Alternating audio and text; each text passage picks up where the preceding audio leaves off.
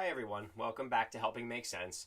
Today I wanted to go over some common financial regrets and mistakes people make that when they look back on their financial decisions in the past, they think, I probably could have done this a little differently, or I wish I had known this at this time. This list is derived from a handful of articles, and I just compiled a top 10 list here. As we go through them, I'm going to make a comment or two on each mistake or regret. I want you to think to yourself, does this or could this apply to me? And then hopefully you can avoid these mistakes and make sure that you're set up for a nice, solid, strong financial future. So the first one I want to talk about is not saving enough early, especially as it comes to retirement.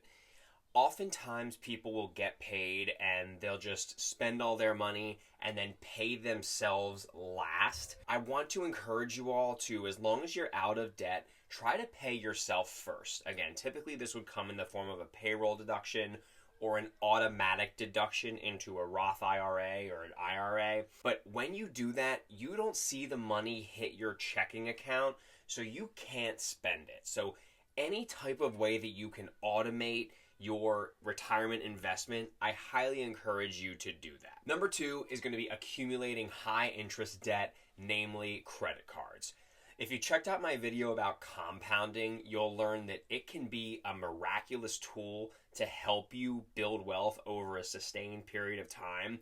But when you're on the other side of it, particularly with something like a credit card, that compounding is working against you. So when you take out a debt or a loan and you're paying a high amount of interest on that, you're paying so much more over time that you probably had no idea it could amount to. That's really slowing your wealth building process because you're having to pay off debts and pay more than you borrowed because of interest. So really try to avoid high interest debt, period. And if you have it, certainly try to prevent it from growing more and more. If anything, try to pay them off and shut it down so you can focus specifically on building wealth. Similar to point number one, number three is delaying investing. Getting in the habit of saving is a great behavior to adopt for yourself and to make sure you and your family and children understand. That's a great first step, right? You get money and you put some of it away. What happens though after you put it away, and where is away? In this example, if you don't invest money and it just sits in a savings account or a money market fund and it's making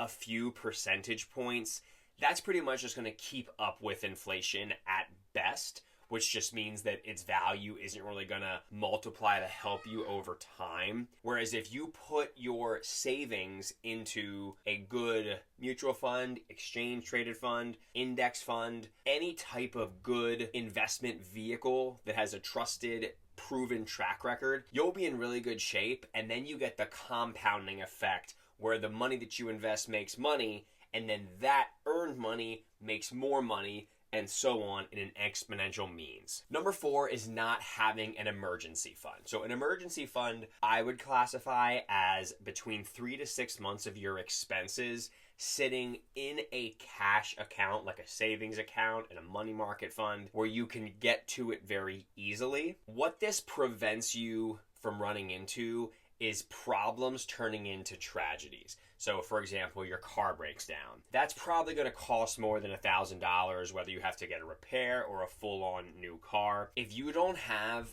a certain stockpile of cash, you kind of have no choice but to leverage debt to get back into your vehicle or a new vehicle. So in addition to the inconvenience that you're already going to face, now you have to worry about an added component of a credit card or a debt on top of the new car. It's really just a recipe to keep you kind of trapped in a payment cycle. It prevents your money from being freed up to pay off an inconvenience or a problem, and then ultimately to invest. So please make sure you have at least 3 to 6 months expenses saved in a cash account. The fifth common mistake I wanted to touch on, this kind of relates to numbers 1 and 3, is poor retirement planning, such as claiming Social Security too early, maybe taking out from your 401k or IRA before you plan to, and then you get hit with taxes and penalties. This mistake can be avoided just by making sure you're prepared and you understand the impacts of a decision you're about to make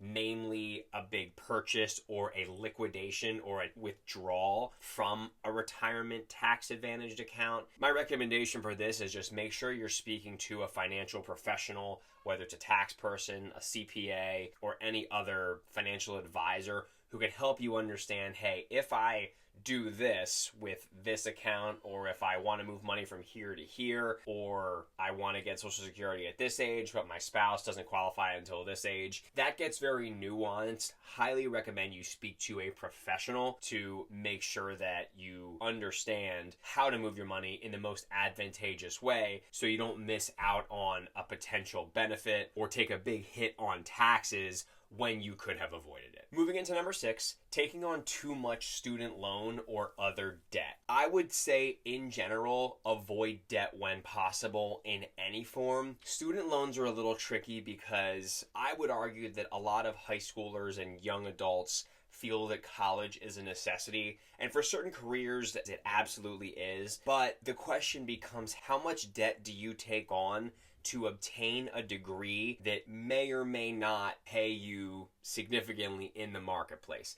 There's a pretty significant amount of jobs out there that don't require a college degree, or if they do, it doesn't have to be exactly in that field. So if you're going to school or have a child in school and you have to take out student loans, try to do as much upfront in cash as possible so you can minimize the loans and debts you take out. Because again, as that compounds down the road and you're paying interest over the life of 10, 15, sometimes 20 years or more, it really just locks up a certain amount of money every month from you that could be put into investing or any other allocation that doesn't go into a debt payoff. Number 7 is one that I think a lot of us can really tweak right now today, which is overspending or living beyond our means. When we get paid, we want to enjoy a nice dinner, go on a vacation, whatever way we want to indulge and kind of reward ourselves, and there is absolutely a place for that. But I just want to caution you all when doing so, if you're doing that and not setting some money aside for your future self, you're not really going to be able to create a great retirement for yourself because you won't have assets built up that can help you live without having to work later in your life. The other thing I wanted to mention as it relates to overspending is a term called lifestyle creep, which is basically, in simplest form, it means the more money you make, the more the necessities in your life kind of go up. So let's say you and your spouse eclipse $100,000. Well, maybe 3 years ago you used to live on $75,000 or $80,000 combined. But as you grow up, maybe you get a house, now you have new bills, maybe you like to go to Whole Foods or something like that. As you earn more, it's okay to spend more within reason. But just keep in mind, if you're always spending everything that you're making, you never have margin, right? You never have a difference or amount left over that could be put into something like a retirement account, a brokerage account, kids' college, etc. Number 8 kind of captures some of the other ones on this list in its own way, which is ignoring long-term financial planning and budgeting. You probably have friends or family who just, they don't want to know how much debt they have. They kind of pretend it's not there. They might spend, and at the end of the month or after the end of the month, then they'll look at their credit card statement and try to figure out, how much do I owe? How much do I have? And then they might realize, wait a minute, I'm underwater, right? I spent more than I'm taking in. Not a great place to be. This, much like overspending and living beyond your means, this is something that you can fix pretty much in real time. It's a matter of listing out your expenses, documenting your income, right? Making a budget. I did a video on that. Feel free to check that out. But what it comes down to is just knowing how much money is coming in and then where it's going out. So again, all point 8 gets to here is just ensuring that you're aware and you understand. Number 9 is not saving for children's education or other long-term goal needs. Just like when we talk about adults, IRAs, 401ks, 403bs, the best thing you can be doing is investing as much as you can within the IRS limits into these retirement tax advantaged accounts, so that you can set yourself up for success in your long-term goals. We talked about how compounding is so powerful when you have assets working for you and your money is earning money on itself, is earning money on itself, and so on and so on. Not saving enough for something like your child's education can slow that process. Any dollar amount invested early enough will have a very powerful compounding effect, and you should still put into these types of accounts what you can afford to, and there should be a priority to it, i.e. before eating out, before luxury spending, before vacations, etc. But putting money into these types of accounts earlier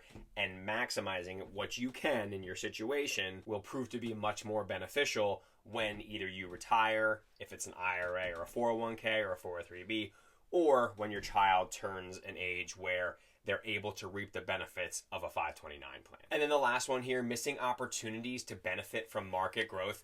Pretty much the same idea as number 9, right? If you're not consistently investing every 2 weeks or every month or on a very regular basis, again, within your means, prioritizing debt payoff first, but when you're not getting into the market, you're missing out on significant returns over time. If you were to contribute, let's say, $50 every 2 weeks into an IRA or a 401k or a 403b or a 529 for that matter, the effect there is so much more powerful than if in January or when you get your bonus or something, you plop in $200 one time a year. Now, I'm not saying that putting extra money in is a bad thing, but you want to do it as a recurring behavior so that it's normal for you to the point where psychologically you kind of forget about it, right? You're just putting the money in, you don't even see it hit your checking account. Any type of automation will make sure that you don't miss these opportunities so you can get the best of what the market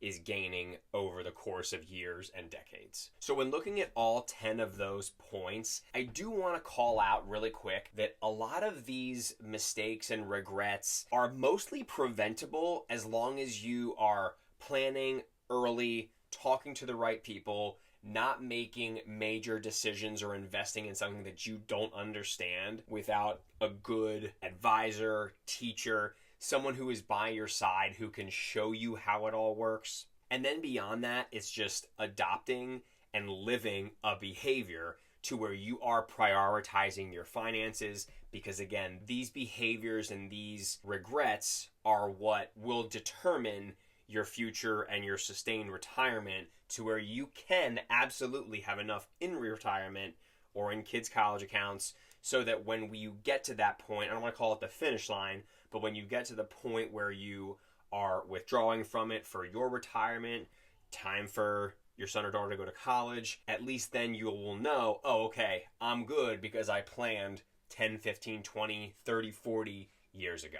This list was derived from a handful of different lists, and these mistakes are pretty consistent when you look at polls and financial articles year over year. So the best thing you can do for yourself right now is educate yourself, learn early, understand your budgets, understand your investments, and again, really grab that wheel and take control of your financial life. So hopefully you don't feel like you're making all of these mistakes. Again, just make sure you're building your awareness, build your understanding, learn from different YouTube channels and other means of education. Don't just trust my word. I want you to understand all that the financial industry has to offer and then make sense of it for yourself. Let me know in the comments if there were any regrets that you have or that you know somebody who has that I didn't touch on. Again, take this for your own. Best time to start is yesterday. Second best time is today. So hopefully you can take this today as the second best time to, again, really kind of own your future as it relates to personal finance. Thanks so much for watching to this point. I'll see you in the next video.